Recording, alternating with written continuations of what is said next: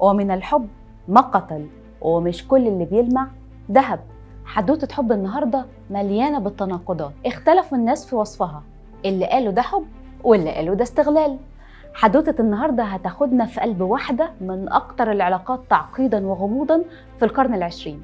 شابة جميلة ما كملتش العشرينات بتقع في غرام راجل أكبر منها بأكتر من 20 سنة، راجل قوي، راجل غير مجرى التاريخ بقراراته، علاقة اتشابك فيها الحب والولاء مع السيطرة والسرية. حدوتة حب جمعت بين الرومانسية والمأساة الإنسانية. حدوتة حب هتلر وإيفا براون في حواديت الحب. أهلاً بكم. أدولف هتلر المعروف بشخصيته النازية الدموية الصارمة وتأثيره الكبير على العالم ما كانش بيسمح لحد يقرب لحياته الشخصية. هتلر زعيم ألمانيا النازية والمحرض الرئيسي على الحرب العالمية الثانية.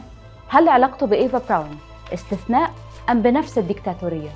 تعالوا نعرف الحدوتة. بس بما إن هتلر وتاريخه السياسي أشهر من راية على العلم، هبدأ لكم الحدوتة من الناحية الأقل ظهور، الناحية اللي مش واضحة في الصورة. هبدأها من إيفا براون. إيفا براون اللي حطها قدرها في طريق هتلر. إيفا اتولدت في ميونخ 1912 على عكس هتلر المولود في النمسا سنة 1889.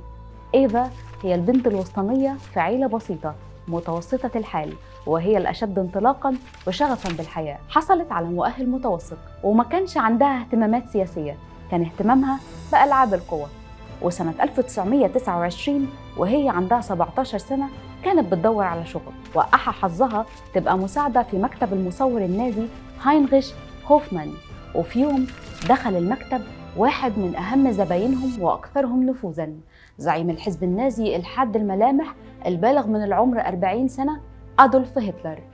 عرفها هوفمان على هتلر، وبعدها بدأت الفاتنة الشقراء تكون موجودة في كل التجمعات ودعوات العشاء بصفتها مساعدة مصور هتلر، وكانت بتستمع باهتمام لكل كلامه. وبعد سنتين اتحولت من مجرد مساعدة لمصورة شخصية لهتلر. رقة إيفا وجمالها، براءتها وقلة خبرتها كانت كفاية تشد قلب أخطر رجل في التاريخ. وبدأت علاقتهم العاطفية وكان الحب متبادل، لكن رغم كده رفض هتلر الإعلان عن علاقتهم. بالعكس كان حريص إن محدش يعرف علاقتهم، ويفضل في عيون الأمة الألمانية صورة العازب اللي كرس حياته لخدمة ألمانيا وشعبها. ورغم الضرر اللي وقع على إيفا من قراره ده، فإن ولائها ليه ولنظامه كان أعمى مهما حست بأذى. فضلت إيفا عايشة في ظله وما يعرفش عنها حاجة إلا أقرب المقربين لهتلر. وعلى الرغم إنها كانت موجودة طول الوقت مكان ما هو موجود، فإن الرجل الأهم في ألمانيا ما كانش بيدي في الحب زي ما بياخد. ورغم إنها كانت جنبه ما كانش شايفها. حب هتلر المليء بالتناقضات والمربوط بالسرية وبعيد عن الأنظار خلى إيفا معظم الوقت لوحدها، وأهلها ما كانوش راضيين عن علاقتها غير المفهومة مع هتلر. وده خلاها تقع في أزمات نفسية ووصلها لأول محاولة انتحار.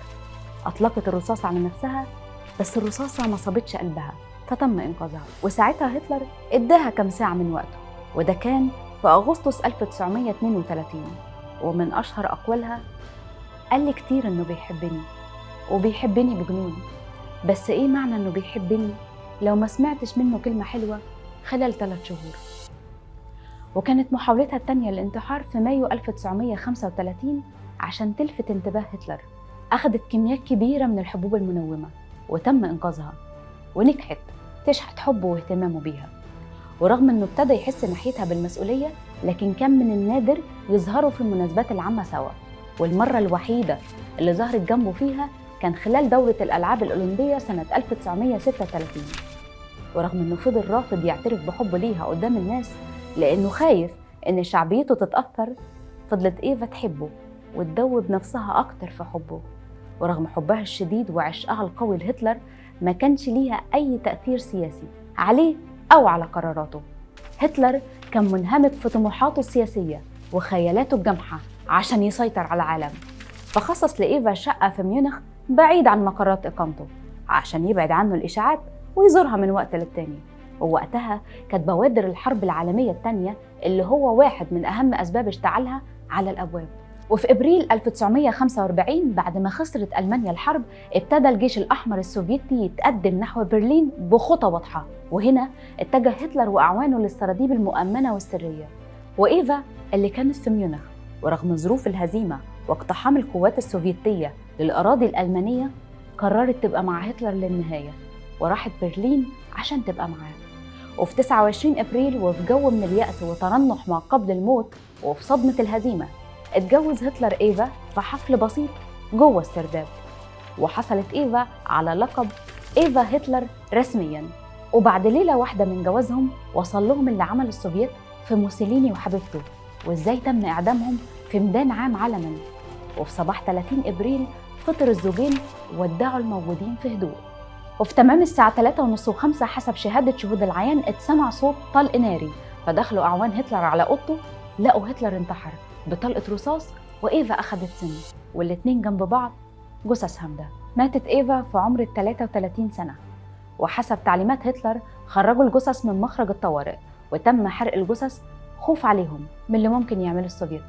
كل اللي اتعرف عن حياة إيفا وهتلر الخاصة حسب جريدة الجارديان البريطانية تم اكتشافها على الكاميرا الخاصة بإيفا، اللي كانت بتوثق فيها كل اللحظات كجزء من طقس عائلي يومي. والكاميرا تم اكتشاف وجودها على إيد صانع أفلام ألماني في قبو تابع لإدارة الأرشيف والوثائق الوطنية الأمريكية سنة 1972 في ولاية ميريلاند. إيفا كرست حياتها الرجل لم يبادلها الحب بشكل علني إلا في ترنح ما قبل الموت. إيفا كانت ملجأ نفسي لهتلر يهرب لها وقت ما يحتاجها، وفي المقابل ما كانش موجود لما تحتاجه.